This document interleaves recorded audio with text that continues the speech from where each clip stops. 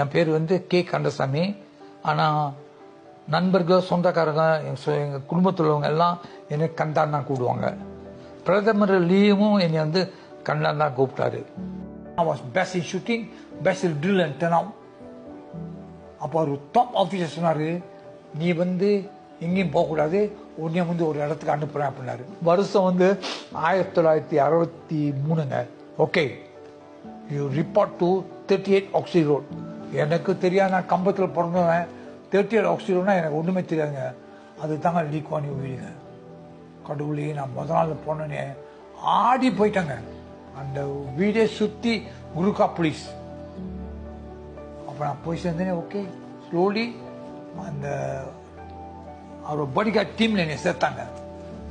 நான் ஒரு சுமாராக ஒரு 3 மாதமாக அந்த டீம்லேயே பேசி இருக்கும்போது ஒரு தடவை 2 தடவை மிஸ்டர் லீ குவான் யூ அவனை பேசினார். From now onward I want கண்டா to be my personal security.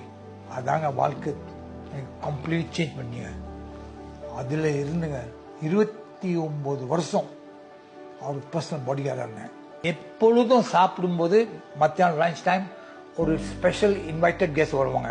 மந்திரியோ, government தலைவர்களோ, வெளிநாட்டில் உள்ள தலைவர்கள், இல்லை வெளிநாட்டில் உள்ள முக்கியமான பிஸ்னஸ்மேன், அவங்க கூட உட்காந்து சாப்பிடுவார். ஒரு நாள் தவறாமல் 9 ஹோல்ஸ் கோல்ஃப் விளையாடுவாருங்க. அவர் பக்கத்தில் நான் தான் இருப்பேன். எல்லாம் முடிஞ்சோடனே ஸ்விம்மிங் பூல் அங்கே இஸ்லாமாலே இருக்குது. 25 லேக் அவர் swimming daily. Back to oxygen வீடு. என்னோட ரூம் வந்து directly in front of his bedroom. என்னாச்சும் முக்கியமான விஷயமா இருந்தால் வந்து கண்டா அப்படின்னாரு. நாங்கள் போவேன்.